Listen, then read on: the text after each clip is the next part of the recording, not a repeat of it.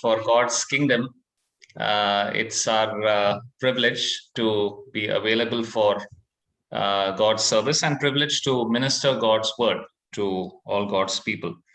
और ये सब कुछ आप लोगों ने बोला, लेकिन उसके बीच में हमें हर समय तैयार और जो है तत्पर परमेश्वर का सेवा के लिए हमें रहना जरूरी है। We've been studying the first epistle that Paul wrote to Timothy. और हम लोग जो है प्रेरित पौलुस के द्वारा लिखी हुई पहला जो पत्री है उसको हम अध्ययन करते हुए आ रहे हैं। And we began by studying the circumstances that made Paul write this epistle. और हम लोगों ने इस बात को देखे थे कि कौन सी ऐसी परिस्थितियां थी प्रेरित पौलुस को इस पत्री को लिखने के लिए उनको अगवाही मिला था, व प्रोत्साहित हुए थे। Yeah. In the next session, then we had studied how Paul exposes the false doctrine that was troubling the church at Ephesus in chapter 1. और हम लोगों ने पहला अध्याय में इस बात को देखे थे कि कौन सी ऐसी गलत और झूठी शिक्षा थी जो शिक्षा की एफिसियों का कलीसिया को परेशान कर रही थी। Yeah. Then in chapter 2, Paul gave some instructions for prayer in the church. और दूसरी अध्याय में हम लोगों ने इस बात को देखा था कि प्रेरित पौलुस प्रार्थना के लिए कुछ ऐसी सलाह को देते हैं। Then there were some instructions regarding the appointment of elders and how to deal with them. और फिर बाद में इस तरीके से वो शिक्षा देते हैं कि किस तरीके से कलीसिया में प्राचीनों को उनको जो है उनके पद में स्थापित किया जाए। And then our next session was on the deacons and the widows in the church, how they are supposed to be treated. फिर बाद में हम लोगों ने इस बात को देखे हैं कि जो है कलीसिया में सेवक लोग हैं और उसके साथ साथ विधवा लोग, वो लोगों को कैसे देखभाल करना जरूरी है। And last time we studied some more false doctrines that Paul exposes in this epistle. और फिर हमारे पिछले जो सत्र था उसमें हम लोग इस बात को देखे थे कि प्रेरित पौलुस इस कलीसिया में जो झूठी शिक्षाएं हैं वो शिक्षा कैसे थी, उन लोगों को सामने जो है वो उस शिक्षा को सभी लोगों के सामने उजागर करते हैं। So in chapter 4 there was Paul mentions this false doctrine of thinking that by abstaining from certain food or abstaining from marriage you will get closer to God.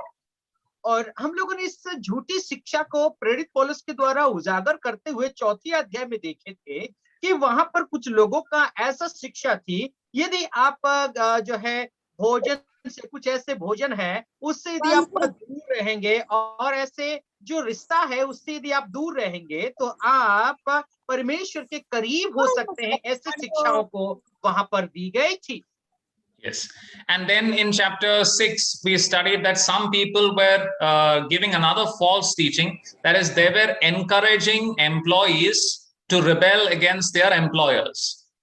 और हम लोग छठवीं अध्याय में इस बात को भी हम लोग अध्ययन कर रहे थे कि कुछ ऐसे झूठे शिक्षक थे, वे लोग इस तरीके से जो है सेवक लोगों को, जो दास लोग थे, अपने मालिकों के खिलाफ कैसे प्रदर्शन करें और उन लोगों के खिलाफ कैसे जाएं, इस बात को भी हम लोगों ने चर्चा किया था। So there the Holy Spirit teaches that this false doctrine comes out of covetousness. और हम लोगों ने इस बात को देखे थे कि पवित्र आत्मा हमें इस शिक्षा को देते हैं कि ये सब कुछ जो है लोभ और लालच के कारण ही हमारे जीवन में ऐसे स्वभाव उत्पन्न होते हैं। And then related to that, there were some warnings for rich people that come at the end of chapter 6. और जो है छठवीं अध्याय में इस बात को भी हम लोग देखे थे कि वहां पर related to warnings for rich people. और कुछ अमीर लोगों के लिए प्रेरित पौलुस जो है ऐसे कुछ चेतावनी देते हैं, कुछ चिताते हैं। Yes. Now in this epistle there are also some things revealed about God and Christ and the church.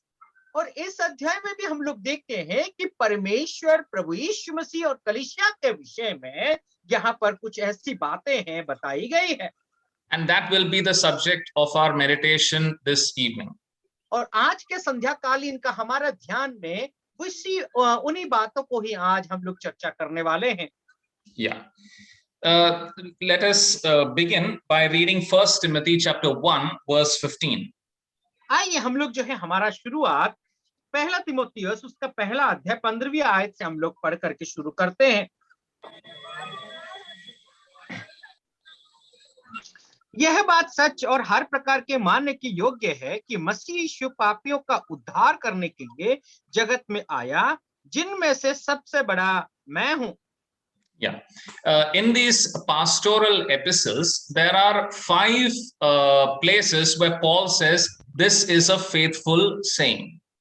और यहाँ पर जो है प्रेरित पौलुस जैसे कि जो पास्टरल बा जो है पत्री को लिखते हैं, अगुवाइयों के लिए जो पत्री है, उस पत्री में यहाँ पर प्रेरित पौलुस ये एक विश्वास योग्य बात के रूप में कहते हैं।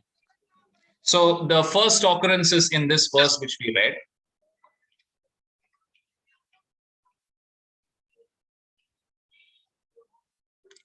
Yeah, the first occurrence is in this verse which we read. और यहाँ पर जो है पहली बार इस बात को हम लोग पढ़ सकते हैं, देख सकते हैं। Then the second time it comes in chapter 3 verse 1. और दूसरी बार जो है तीसरी अध्याय का पहली पद में हम लोग पढ़ सकते हैं That the work of an elder is a good work. और हम लोग जो है जो प्राचीन का जो काम है वो काम एक अच्छा काम है करके हम लोग देख सकते हैं। And then in chapter 4 verse 9 again we see these words, this is a faithful saying. और जो है चौथी अध्याय का 9वीं पद में हम लोग इसी बात को पढ़ सकते हैं, यह बात तो सच है। There it is talking about the importance of godliness. और वहां पर जो है इस बात को देखते हैं कि परमेश्वर का भय मानने की महत्वता क्या है।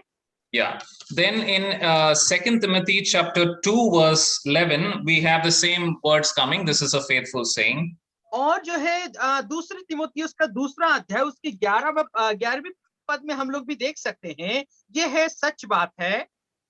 So there it is, the subject is if we die for Christ then we will also live with him.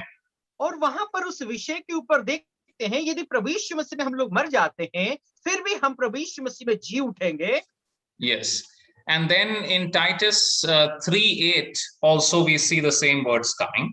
और ऐसे ही जो है तीतुस का पत्री उसका तीसरा अध्याय 8वां पद में भी ऐसे ही पढ़ सकते हैं, यह सच है। And here the subject is the revelation of the grace of God which is described in the previous verses. और हम लोग यहाँ पर इस बात को देखते हैं कि परमेश्वर का उस अनुग्रह का प्रकाशन के विषय में है जो है उसका पूर्व वचनों में ऐसे बताई गई है। From this we understand that there were certain sayings, there were certain phrases and sentences which the believers of the first century were commonly telling one another. और पहले शताब्दी की उस कलीसिया में देखें, उन विश्वासी लोग जो है आपस में ऐसे कुछ शब्द थे, उन शब्दों को जो है आपस में ऐसे ही शब्दों का इस्तेमाल किया करते थे। Certain lines to remember the doctrines that we believe in. और ऐसे शब्दों का, ऐसे वाक्य का वे लोग इस्तेमाल करते हैं, उस वाक्य के अनुसार परमेश्वर का वचन का सिद्धांत को वे लोग स्मरण रख सकते हैं।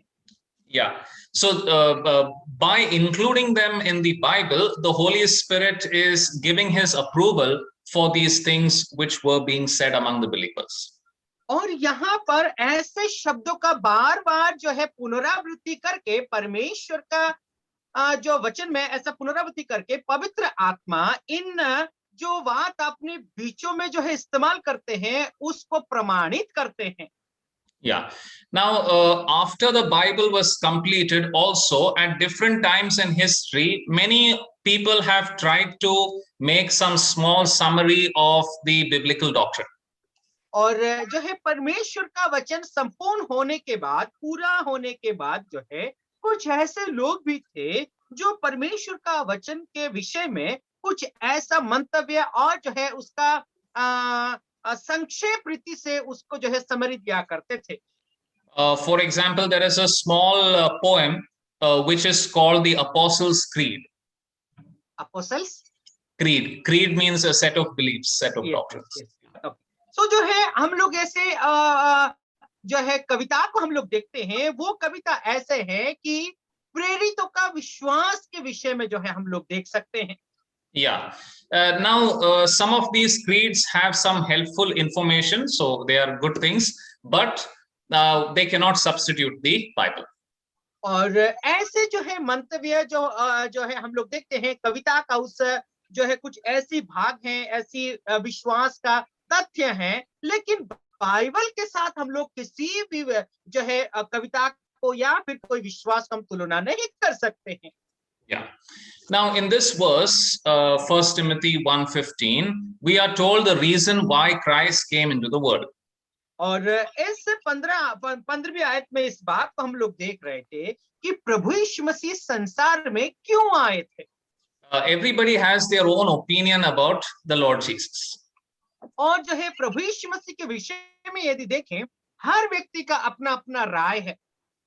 You know, if you come to big cities like ours, you have these people who have grown up in rich families and they're, you know, spoiled young people.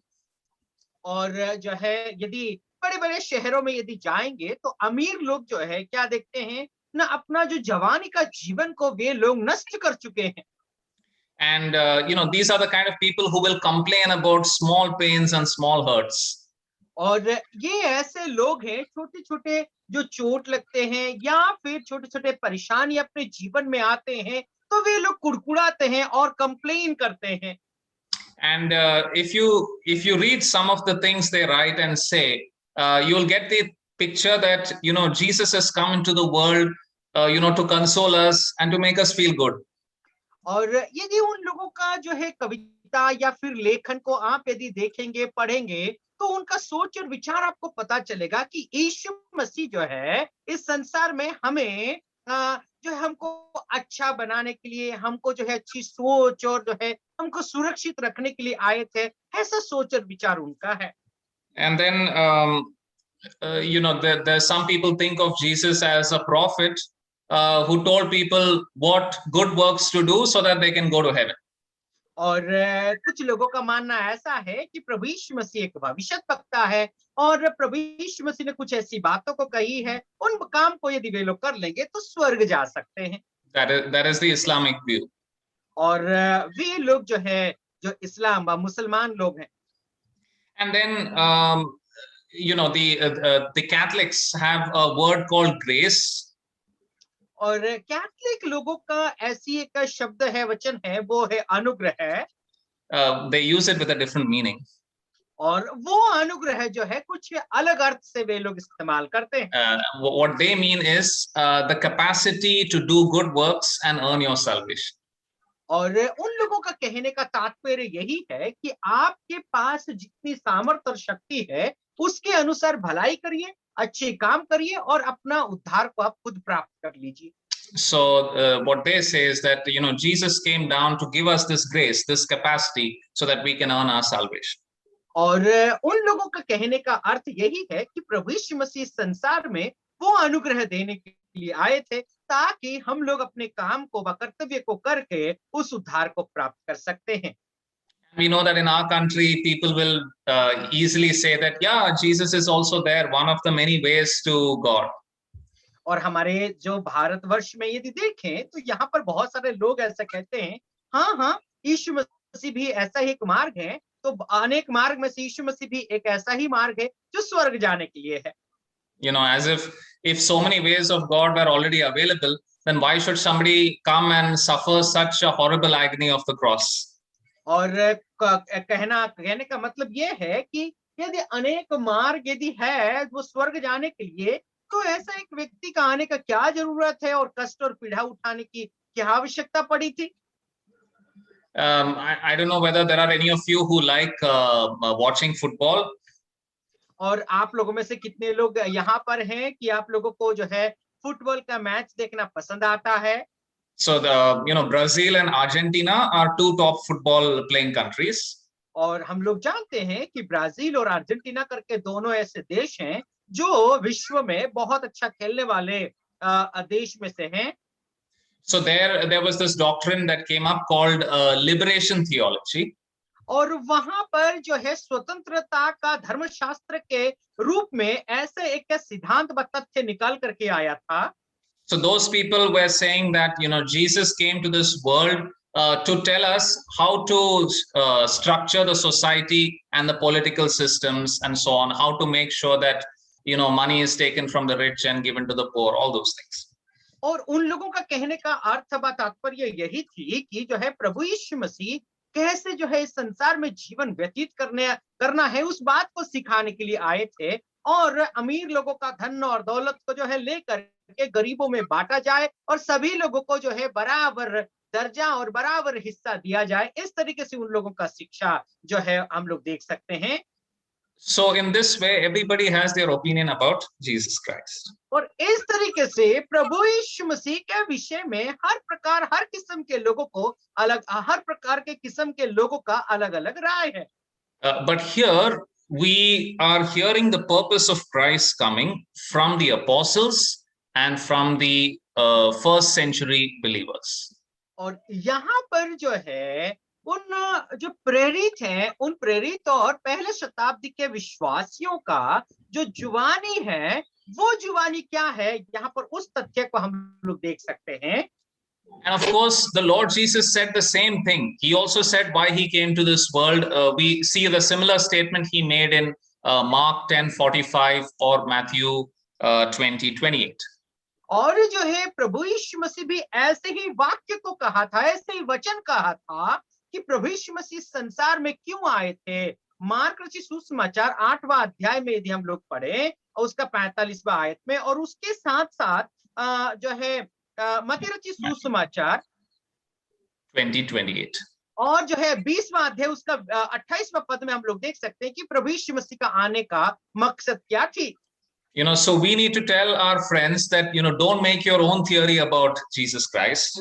और इसीलिए हमारे जो है दोस्त और हमारे मिलने वाले को ऐसा कहना आवश्यक है, आप अपने तरीके से जो है तथ्य और मंतव्य मत दीजिए।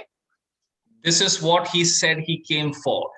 और प्रभु यीशु मसीह ने ऐसे ही कहा था, और प्रभु यीशु मसीह संसार में क्यों आए थे। And if he did this, then he is God indeed. और प्रभु यीशु मसीह ने ऐसा यदि किया है तो प्रभु यीशु मसीह वास्तव में वह परमेश्वर ही है। And if he did not do it, then it would expose him as a liar. और यदि प्रभु यीशु मसीह कह करके यदि नहीं करते तो वो जो है झूठा साबित होते। Yeah, here the Lord Jesus is referred to as Christ Jesus. और यहाँ पर प्रभु यीशु मसीह को मसीह यीशु के रूप में कहा गया है। Christ means the one who was promised in the Old Testament. मसीह का मतलब जो है पुराना नियम में भविष्यवाणी किया गया वही व्यक्ति है। And Jesus is the man of Nazareth whom the people of the first century knew. He was living there. और यीशु जो है कौन है ना, नाजरीत का वो ऐसा एक व्यक्ति है, उस तरीके से लोग जो है यीशु मसीह को जानते थे। Yes. So this term shows that the Lord Jesus was existing in the past and he was prophesied about, but then he came.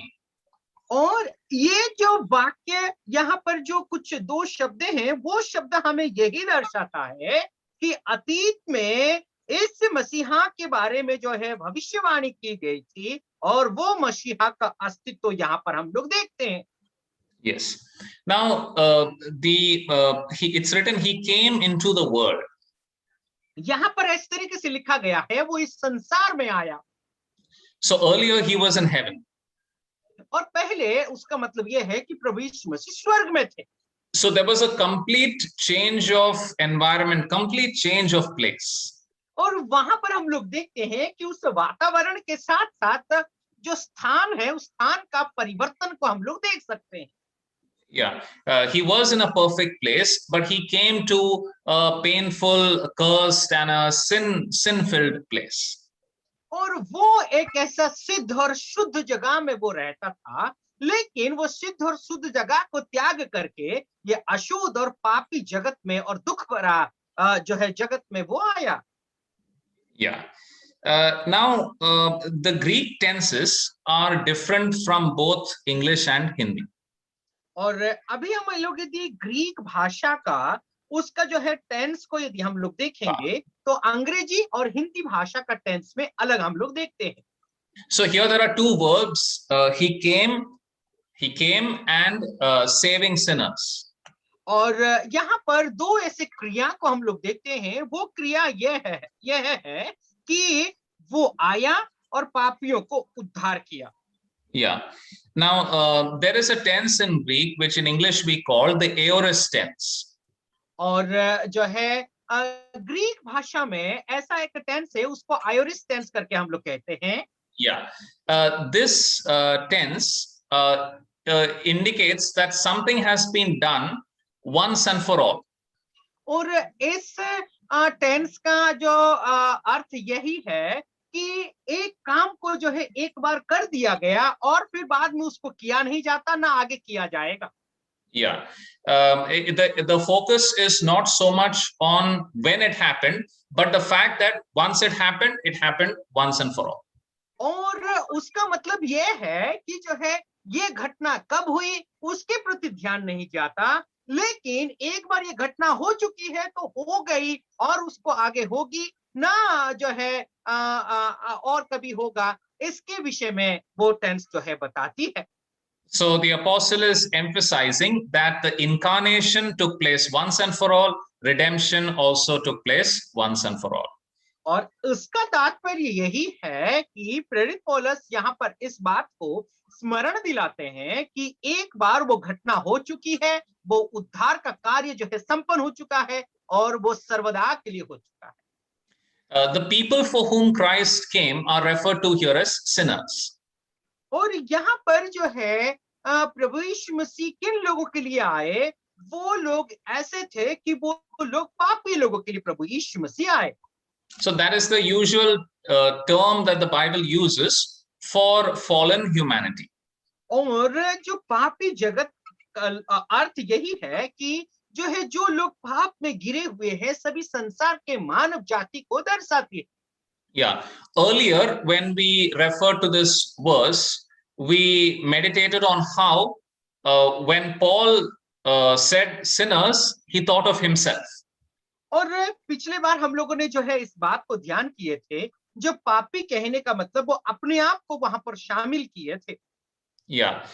Right now, our focus is on this, that this is the great revelation, why Christ came into the world. और अभी वर्तमान में हमारा ध्यान यही है कि प्रभु यीशु मसीह ये जो संसार में क्यों आए, उस प्रकाशन के विषय में चर्चा कर रहे हैं। There was a person who invented this first anesthetic. You know, anesthetic is what you give, what you're given in surgery, so it doesn't pain. और जो है जो पहला व्यक्ति है, सबसे पहला व्यक्ति जिसने एनेस्थेटिक जो इंजेक्शन बाद दवाई को निर्माण किया था, उत्पन्न किया था, तो जिस दवाई को देने के बाद कोई व्यक्ति जो है सो जाता है, दर्द नहीं होती, उस व्यक्ति के विषय में है। His name was James Simpson. और उसका नाम है जेम्स सिम्पसन था। And he was a believer. और वो व्यक्ति एक विश्वासी था। And one day some newspaper person asked him, you know, what is your biggest discovery? और एक दिन एक संवाददाता ने उससे पूछा कि तुम्हारे जीवन का सबसे महान और जो है सबसे बड़ा उद्भावन क्या है? And he answered like this, my greatest discovery is that I am a great sinner and Christ is a great savior. और उनका कहने का अर्थ यही था, उन्होंने ऐसा कहा था, उनका मेरा जीवन का सबसे बड़ा उद्भावन यह है कि मैं सबसे बड़ा पापी हूं और प्रभु यीशु मसीह मेरा उद्धार करता है। Yeah. So this is the great revelation that the apostle is giving here about Christ. और यहाँ पर वही प्रकाशन है जो प्रेरित मसीह यीशु के बारे में देते हैं। Let us read chapter 1 verse 17. आइए हम लोग पहला अध्याय उसकी 17वीं आयत को भी पढ़ लेते हैं। अब सनातन राजा अर्थात अविनाशी अनदेखे अद्वैत परमेश्वर का आदर और महिमा युगान युग होती रहे। Yeah. We see that when the apostle thinks about God, then he breaks into praise. He breaks into praising God. Okay. So जो है जब हम परमेश्वर के विषय में प्रेरित सोचते हैं तो जो है वो परमेश्वर का प्रशंसा करते हुए खत्म करते हैं। Yeah, that is a pattern for us. You think and you meditate on who God is, then you will feel like praising God. और वही है हमारे लिए एक नमूना, जब परमेश्वर के विषय में आप सोचते हैं, विचारते हैं, और आखिरी में उस परमेश्वर के विषय में जानने के बाद आप उस परमेश्वर का प्रशंसा करते हैं। So God is referred to as king here. और यहाँ पर हम लोग देखते हैं परमेश्वर को एक राजा के रूप में प्रकट किया गया है। Yeah. In the Old Testament also there are verses in which Jehovah, the Lord, is referred to as king. और पुराना नियम में भी हम लोग देखें, यहोवा के विषय में देखते हैं तो यहोवा को राजा के रूप में प्रस्तुत की गई है। And this shows his sovereignty. He is over everyone and he has everything in his control. उस राजत्व को यदि हम लोग देखेंगे तो उसका मतलब ये है कि परमेश्वर को सारी मानव जाति के ऊपर उनका अधिकार है। And then eternal means that his life, his reign goes on forever and ever. और जो अनंतता का मतलब, सनातन का मतलब ये है कि उनका जो राज्य है वो राज्य कभी समाप्त नहीं होता, अनंतता से अनंतता तक वो राज्य लगा रहता है। But it not only means how the length of time, but it also means the quality. There is a high quality in that life and in that reign. और हम लोग देखते हैं कि जो है यहाँ पर सनातन का मतलब ये होता है कि जो है वो अनंतता का मतलब जो समय के विषय में ही नहीं, लेकिन परमेश्वर का उससे शासन जो है वो शासन में भी क्वालिटी है मेरे प्यार। Yeah. Then it says here that he is incorruptible. और हम लोग यहाँ पर इस बात को देखते हैं कि वो अविनाशी है। Everything in the world is in the process of decaying. और इस संसार में यदि हर वस्तु को देखें, वो वस्तु जो है नष्ट होने पर है। You know, probably some of us are young here and we look at our bodies and it's nice, good, healthy, fit bodies. और यहाँ पर बैठे हुए हम लोगों में से कुछ लोग जवान हैं, हर समय यही सोचते हैं कि मेरा जो है, मैं देखने में जो है सुंदर हूँ, मेरा अच्छा ताकत है और अच्छा शरीर है। But in 30, 40 or 50 years, you know, this body is going to decay. और जो है 40-50 साल के बाद जो है ये शरीर सचमुच में नष्ट होने पर है। But God has this quality in him that he never decays. और लेकिन परमेश्वर के पास जो है ऐसी अद्भुत शक्ति और सामर्थ्य है, वो परमेश्वर कभी नष्ट नहीं होते। And he has imparted this quality into the new creation. और ये जो है गुण को परमेश्वर ने उस नया सृष्टि में बांट करके रखा है। So our focus should be there. You know, you make those things grow, which is never going to decay. और हमारा जो ध्यान किसमें केंद्रित होना चाहिए, ना जो चीज की कभी नष्ट नहीं होता, ऐसे चीजों पर हम ध्यान केंद्रित करना जरूरी है। Then here we are also told God is invisible. और यहाँ पर हमें इस बात को भी कहा गया है कि परमेश्वर जो है अद्वैत है, अनदेखे और अद्वैत परमेश्वर है। So Moses wanted to see God in his full glory, and then God said, "You cannot see." और जब मूसा ने परमेश्वर को अपनी सारी पूरी महिमा के साथ वो देखना चाहते थे, वो जो है देख नहीं पाए, और परमेश्वर ने कहा था, मेरे पूरी महिमा में तुम जो है मुझे देख नहीं सकते हो। Then there is another truth also, that by doing their research and their study on their own, people cannot find out what God is like.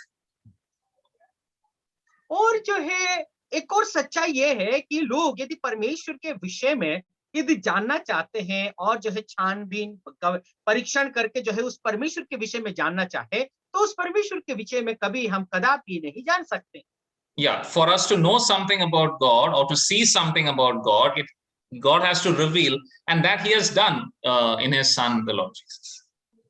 और यदि उस परमेश्वर के विषय में हम यदि कुछ बातों को जानना चाहते हैं, असंभव है जब तक परमेश्वर अपने ओर से प्रकाशन नहीं करते, और जो है यह असंभव है, लेकिन प्रभु व परमेश्वर उस प्रभु यीशु मसीह के जरिए जो है हमें प्रकाशन दिया है। Yeah, then it is also written here, God is the only God. और यहाँ पर हम लोग जो है देखते हैं कि परमेश्वर जो है एक ही एक अद्वैत परमेश्वर है। Yeah, there is nobody else on an equal with God. और जो है परमेश्वर के बराबर, परमेश्वर के समान और कोई भी नहीं हो सकता। And then what will we give or what will we offer to this God? और इस परमेश्वर को जो है कैसी ऐसी बलिदान देना जरूरी है। So the first word Paul says is honor. और जो है पहली बात प्रेरित पौलुस यहाँ पर बताते हैं कि वो आदर देना है। Yeah. In Greek, this word was used when you are putting a great value on something. और ग्रीक भाषा में इस शब्द को यदि देखें तो किसी वस्तु को, किसी चीज को ज्यादा महत्व देना होता है। Yeah. Now, of course, God cannot be valued only. He is beyond all values. So this honor is at a higher degree. When we think of God, we are overwhelmed because he is beyond value. और यदि हम जो है परमेश्वर के विषय में यदि देखें तो उसको जो है महत्व देना, किसी वस्तु से बढ़ करके महत्व देना, ऐसे हम तुलना नहीं कर सकते, क्योंकि परमेश्वर इतना महान है और हमारा सोच और समझ से भी परा है। इसीलिए किसी वस्तु के साथ तुलना करके उसको हम जो है ज्यादा महत्व नहीं दे सकते, वो महत्वता पाने से भी बढ़ करके। And then the second thing mentioned is glory. और यहाँ पर दूसरी बात को देखते हैं, वो है महिमा। And in Greek, one meaning of this word glory is the brightness or the splendor or the coming out of light from a person. और यहाँ पर जो है ग्रीक भाषा का एक अर्थ ऐसा भी होता है महिमा का कि किसी व्यक्ति से जो है प्रकाश निकल करके आना, चमक, रोशनी निकल करके आना होता है। And another meaning is this, that a person or something about whom we have the highest opinion. What opinion do you have about someone? The best possible, highest possible opinion means you're giving glory to that person. और जो है महिमा का अर्थ ये भी होता है किसी व्यक्ति के विषय में जो है ऊंचा से ऊंचा विचार, ऊंचा से ऊंचा सम्मान, जो सोच और विचार, ऊंची पदवी देकर के सम्मान रख सकते हैं, उसका अर्थ भी जो है ग्रीक भाषा का महिमा का अर्थ होता है। So these are the attributes of God and the worship or the praise which is offered him. और इस तरीके से जो है परमेश्वर का गुण को हम लोग देखते हैं और उस गुण के अनुसार जो है परमेश्वर को हमें इस तरीके से महिमा देना आवश्यक है। Yeah. Then we have some revelation here about the church also. और जो है यहाँ पर हम उस कलीसिया के विषय में भी कुछ प्रकाशन को देखते हैं। Let us read chapter 3 verse 14 and 15. आइए तीसरा अध्याय का 14 और 15वीं आयत को हम लोग पढ़ लेते हैं। भाई कौन सा अध्याय, कौन सा अध्याय? तीसरी अध्याय का 14 और 15 पद। नहीं वो नाम बताओ, नाम पहला तीमुथियुस। Okay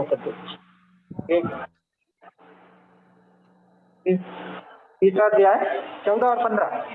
yes. मैं तेरे पास जल्द आने की आशा रखने पर भी ये बातें तुझे इसलिए लिखता हूँ कि यदि मेरे आने में देर हो तो तू जान ले कि परमेश्वर का घर, जो जिससे परमेश्वर की कलीसिया है और जो सत्य का खंभा है और नियम है, उससे कैसा बर्ताव करना चाहिए। Yeah. There are many instructions given about elders and deacons and so many other things. और जो है बहुत सारे ऐसी शिक्षा यहाँ पर दी गई है, जैसे कि सेवक और जो है प्राचीन और बहुत सारे ऐसे विषय में। And Paul is saying, I'm giving these instructions so that Timothy and everybody else would know how to conduct themselves in the house of God. और जो है मैं इसीलिए इन सत्य शिक्षाओं को मैं देता हूं ताकि कलीसिया में तुम किस तरीके से व कैसे जो है बर्ताव कर सको। Yeah, there are different words used for the church. कलीसिया के लिए विभिन्न प्रकार का शब्दों को इस्तेमाल किया गया है। In 1 Corinthians we read that we are God's building. और पहला कुरिन्थियों में हम लोग इस बात को पढ़ते हैं कि परमेश्वर का उस जो है भवन के रूप में कहा गया है। Yeah, and then we are also called the temple. The church is also called the temple of God. और कलीसिया को जो है परमेश्वर का मंदिर के रूप में भी बताया गया है। And here the word is household. और यहाँ पर जो है उस कलीसिया को परमेश्वर का घराने के रूप में बताई गई है। Yeah, a household may consist of several people of different kinds. और घराने का मतलब ये होता है कि जो है उसमें जो है तरह तरह के लोग वहां पर रहते हैं। Like, the father may be there, husband, mother, or wife, children may be there, sometimes grandparents may be there, servants may be there.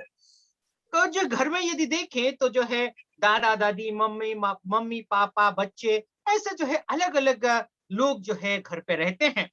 So although they are all different, there is something that unites them. There is something that makes them one also. भले ही वे लोग अलग अलग हैं, लेकिन फिर भी उन लोगों में ऐसी कोई बात होती है, वो सभी लोगों को एकत्रित करके एकता के रूप में आगे बढ़ाती है।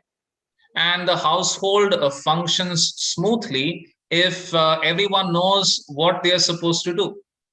और जो है वो घर किस तरीके से अच्छे से चल सकता है जब सब लोग अपनी अपनी जिम्मेदारियों को समझें कि मुझे कौन से ऐसी कार्य को करना चाहिए। By the time I get ready to go for office, my wife has packed my breakfast and my lunch. और भाई कहते हैं कि जो है जब उनको ऑफिस जाना होता है उससे पहले ही उनका पत्नी जो है ब्रेकफास्ट तैयार करके उसको लंच को पैक करके जो है उनके लिए देते हैं। So in this, the same principles apply to the local church. और वैसे ही है वही नियम और कानून जो है स्थानीय कलीसिया में भी लागू होती है। Different people united, having different roles. और अलग अलग लोग जो है एकत्रित होते हैं और अपना अपना कर्म को वहां पर निभाते हैं। Yeah. Here God is referred to as the living God. और यहाँ पर परमेश्वर को जो है जीवित परमेश्वर के रूप में बताया गया है। So the author wants to contrast with the idols of the nations who are dead. और जो है यहाँ पर ये जो लेखक है वो इस संसार के जो देवी देवताओं के साथ विरोधाभास दिखाना चाहते हैं, क्योंकि इस संसार में बहुत सारे ऐसी मूर्तियां हैं। So these dead idols could not make their temple, or they could not make their worshippers. So whatever is being done there is the creation of man only. और हम लोग देखते हैं कि संसार के जो है प्रतिमाएं हैं वो प्रतिमाएं मरे हुए के समान है। वे लोग अपना मंदिर को नहीं बना सकते, कुछ कार्य को नहीं कर सकते हैं। So whatever goes on there is the creation of man only. और जो कुछ भी वहां पर चलता है वो सब कुछ मनुष्य के द्वारा बनाई गई कार्य और जो है कलाकृति है। But the principles or the practices of the church and the church itself are the creation of God, because he is a living God. और जो है कलीसिया में व चर्च में हम लोग देखें तो जो कुछ भी चलता है वो परमेश्वर के दिया हुआ जो है निर्देश के अनुसार, और जो है क्योंकि यहाँ पर जो भी कार्य चलता है वो जीवित कार्य है, हमारा परमेश्वर भी जीवित है। And here the church is also called the pillar and the ground of the truth. और यहाँ पर कलीसिया को जो है खंबा और जो है सत्यता के रूप में व सत्य का नींव के रूप में बताई गई है। So pillar means a column which would hold a floor, top floor of the building. और खंबे का मतलब ये होता है कि जो है ऐसी एक पिलर होती है जो छत को जो है पकड़ करके उसी के ऊपर जो है सहारा लेकर के, उस खंबे के ऊपर सहारा लेकर के वो छत रहता है। Now in Ephesus there was this temple of Diana. और एफिसियों में यदि देखें तो वहां पर एक डायना जो ऐसी एक देवी व देवता थी, वहां उसके जो एक मंदिर था। And there were 127 pillars there. 127 pillars were और there. 127 ऐसे जो है खंबे वहां पर थे। And every pillar had a testimony in honor of some man, some great man who had lived in Ephesus, or some such person. और हर खंबे में यदि देखें तो वहां पर ऐसी उनके विषय में गवाही था कि उस एफिसियों में जो है वो महान व प्रसिद्ध लोग रहते थे, उनके विषय में कुछ तथ्य जो है वहां पर दिया गया था। Yeah. Now the church is a pillar. It bears testimony to the risen man, Christ. और कलीसिया ऐसा एक खंबा है जो खंबा की पुनरुत्थित परमेश्वर के विषय में, जो मसीहा है उसके विषय में गवाही देता है। The church is holding up the truth of Jesus Christ for the world to see. और कलीसिया क्या करती है ना, उस प्रभु यीशु मसीह का गवाही का उस सच्चाई को पकड़ करके जो है सभी लोगों के सामने दिखाती है, ताकि संसार के लोग जो है उस सच्चाई और उस गवाही को देख सके। Yeah. In order for a building to be strong, it needs to have a good foundation. और हमारा जो भवन है, उस भवन को यदि मजबूती से टिकाना है तो उसमें जो है नींव का भी जरूरत है। Yeah. So here Paul says the church is a foundation for the truth. और यहाँ पर प्रेरित पौलुस कहते हैं कि कलीसिया उस सच्चाई के लिए एक नींव के समान है। Now the storms will come. और हो सकता है बहुत सारे ऐसे लहरें आ सकते हैं, तूफान आ सकते हैं। There will be many attacks against the truth. और उस सच्चाई के प्रति बहुत सारे लोग जो है आक्रमण कर सकते हैं। So it is the church's job to hold on to the truth and to still maintain the truth in the face of such attacks. और ऐसे आक्रमण के वक्त में कलीसिया का जिम्मेदारी बनती है कि उस सच्चाई को पकड़ करके, उस सच्चाई को थाम करके चलना जरूरी है। Yeah. Then we have another revelation that is in verse 16. Let us read verses. और 16 पद में एक और हम ऐसे प्रकाशन को देख सकते हैं। आइए पढ़ते हैं 16 पद। और इसमें संदेह नहीं कि भक्ति का भेद गंभीर है, अर्थात वह जो शरीर में प्रगति।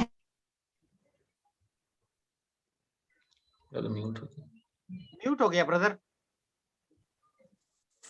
और इसमें संदेह नहीं कि भक्ति का भेद गंभीर है, अर्थात वह जो शरीर में प्रकट हुआ, आत्मा में धर्मी ठहरा, स्वर्गदूतों को दिखाई दिया, अन्य जातियों में उसका प्रचार हुआ, जगत में उस पर विश्वास किया गया और महिमा में ऊपर उठाया गया। Yeah. There is no doubt about this. That is, all God's people or all the people in the church, they are agreeing on this matter. और यहाँ पर कोई संदेह नहीं है कि कलीसिया के लोग जो है ये सब कार्य को करते हैं। And again, here also the words and the lines, it sounds like a poem, something which is written in a way which is easy to remember, and it seems like the church was using these words to remember the truths about God. और यहाँ पर इस बात को हम लोग देखते हैं कि यहाँ पर इस पदों को देखते हैं कि एक इस तरीके से यहाँ पर बताया गया है कि कविता के रूप में, ताकि उस कलीसिया के लोग जो है उस बातों को जो चल रहा था उस बातों को वे लोग याद रख सकें। Mystery means something that was not known in the past but now is revealed by God. और यहाँ पर जो रहस्य व भेद ऐसा है कि अतीत में उसकी जानकारी कुछ भी नहीं था, लेकिन अभी प्रकाशित हुआ है। Godliness means the right attitude towards God. और इसमें हम लोग परमेश्वर का भय व भक्ति को यदि देखें तो जो है परमेश्वर के प्रति एक अच्छी रूख को दर्शाता है। So this is the mystery that in the past it was not completely revealed what is godliness and how to become godly. और जो है यही एक विषय जो है अतीत में उसका भेद जो है प्रकाशित नहीं हुआ था, किस तरीके से हम जो है परमेश्वर का भय मानने वाले बने और जो है कैसा परमेश्वर का भय माना जाता है। Yeah, but now the answer is revealed. लेकिन अभी जो उत्तर है प्रकाशित हुई है। The way of godliness is to contemplate, to meditate on the journey of Christ. और जो है ईश्वर भक्ति का जो है सारांश ये है किस तरीके से हमारे जीवन में आ सकते हैं, उस यीशु का व मसीहा का यात्रा को हम दिन रात जो है ध्यान करके उस भक्ति को हासिल कर सकते हैं। Yeah, to meditate on it and also to apply it in our life. और उसको ध्यान ही नहीं करना, बल्कि वो ध्यान करने के बाद हमारे जीवन में उसको लागू करना है। Yeah. So what is this great journey of Christ? और ये जो है उस प्रभु यीशु मसीह का महान यात्रा क्या है? First, it says God was manifest in the flesh. और सबसे पहली बात हम लोग देखते हैं कि परमेश्वर एक मानव रूप लेकर के, शरीर रूप लेकर के संसार में आए। So this is referring to the time that he spent on this earth. और उसका अर्थ ये है कि जो है इस संसार में प्रभु यीशु मसीह ने जो समय को उन्होंने व्यक्त किया है। So there is a condescension here. He humbled himself and came down. और उसका मतलब ये है कि प्रभु यीशु मसीह ने नम्र होकर के वो स्वर्ग से इस धरती पर आया। The lesson is that we also should be ready to stoop down and condescend. और क्या करना है, यहाँ पर उसी सीख को हम लोग सीख सकते हैं कि हम भी अपने आप को जो है नम्र करके जो है by humbling ourselves and Yeah, be ready. We should be ready to humble ourselves. Yeah. और जो है हमें अपने आप को नम्र करना जरूरी है। Yeah. But when he was in the flesh, the people of this world, they put him on a cross as if he is an evil man. जब प्रभु यीशु मसीह संसार में मानव रूप लेकर के संसार में रहते थे, संसार के लोगों ने क्या किया है, एक दुष्ट व्यक्ति के रूप में प्रभु यीशु मसीह को क्रूसार्पण कर दिया था। But then the apostle says he was justified by God in the spirit. और बाद में प्रेरित लोग इस बात को कहते हैं कि परमेश्वर जो है क्या है ना, आत्मा से उनकी कार्य को जो है धार्मिक ठहराया है। Yeah. How was the Lord Jesus justified? प्रभु यीशु मसीह किस तरीके से जो है उनका कार्य को धार्मिक गिनाया गया? God did so by raising him from the dead. और परमेश्वर इस तरीके से उसको धार्मिक गिनाया जब परमेश्वर प्रभु यीशु मसीह को पुनरुत्थित किया। Now, most people of the world that time and even now, they don't believe or they don't know that Jesus is risen from the dead. और उस समय के लोग और वर्तमान में जो है इस बात को यकीन व विश्वास नहीं करते हैं कि प्रभु यीशु मसीह पुनरुत्थित हुए हैं। But the angels have seen it. The spirit beings, both the good and the bad, they have seen it.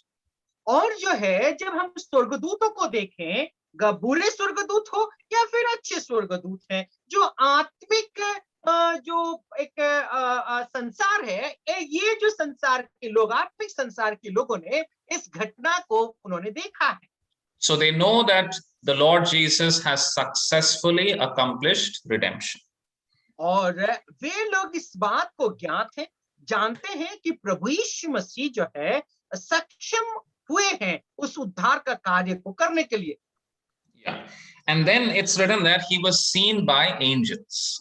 और यहाँ पर इस बात को हम लोग देखते हैं कि वो स्वर्गदूतों के द्वारा, स्वर्गदूतों ने इस घटना को देखे हैं। So the angels saw the incarnation when he came down to this world.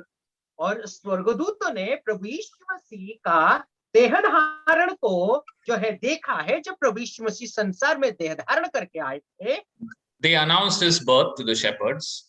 और जो है वे लोग उन चरवाहों को प्रभु यीशु मसीह का जन्म के विषय में घोषणा किया था। And they saw him go to the cross also. और जो स्वर्गदूत भी क्या है ना, प्रभु यीशु मसीह क्रूस पे जाते हुए उस घटना को भी उन्होंने देखा है।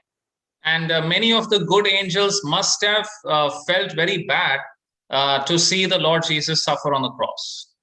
और बहुत सारे ऐसे जो अच्छे स्वर्गदूत हैं, मुझे ऐसा लगता है कि वे लोग प्रभु यीशु मसीह का उस क्रूसार्पण की घटना को देख करके जरूर दुखी हुए होंगे। But then they also saw him ascend to heaven. और वे लोग इस घटना को भी उन्होंने देखा कि प्रभु यीशु मसीह स्वर्गारोहण हुए थे। So this is a journey that has been witnessed by the angels from start to finish. और हम लोग इस घटना को देखते हैं कि स्वर्गदूत लोग ऐसी घटनाक्रम को जो है उन्होंने देखा था शुरुआत से लेकर के अंत तक। Then it says he was preached unto the Gentiles. और फिर यहाँ पर इस बात को कहा गया है कि अन्य जातियों के बीच में प्रभु यीशु मसीह के विषय में प्रचार किया गया है। So the people of the world have not seen him physically, but he has been preached to them. They have heard the message. और इस संसार के लोग जो है प्रभु यीशु मसीह को शारीरिक रूप से कभी उन्होंने नहीं देखा, लेकिन यीशु मसीह के विषय में हर जगह प्रचार किया गया। Even at the time when Paul was writing, the gospel had already reached many countries, including India also. और जो है हम लोग यदि देखें तो प्रेरित पौलुस जब पत्री को लिख रहे थे, ऐसे वक्त में जो है परमेश्वर का संदेश, सुसमाचार जो है विभिन्न देशों में जा चुका था और उस देश में से भारत में भी पहुंच चुका था। Yeah, and then he says here, he was believed on in the word. और अगला पद में हम लोग यदि देखें तो जो है इस संसार के लोगों के द्वारा विश्वास किया गया। So at least some people, they have not seen him, but they have heard the preaching, and so they have believed in him. और कुछ लोग जो है यीशु मसीह को शारीरिक रूप से नहीं देखे हैं, लेकिन प्रचार किए गए और प्रचार करने के बाद जो है उस यीशु मसीह को उन्होंने विश्वास किया है। In various countries of the world, there are people who believe in Jesus Christ. और इस संसार बा इस जगत के जो है विभिन्न देशों में यदि देखें तो वो उस प्रभु यीशु मसीह को विश्वास करते हैं। Yeah, and then finally the apostle says he was received up into glory. और फिर बाद में प्रेरित इस बात को कहते हैं उस महिमा में प्रभु यीशु मसीह को जो है ऊपर उठा लिया गया। Yeah, we know that the Lord Jesus was not welcome on this earth. और हम इस बात को जानते हैं कि संसार के लोगों ने प्रभु यीशु मसीह को कभी स्वागत नहीं किया। You know, when he was born, there was no place for him in the inn.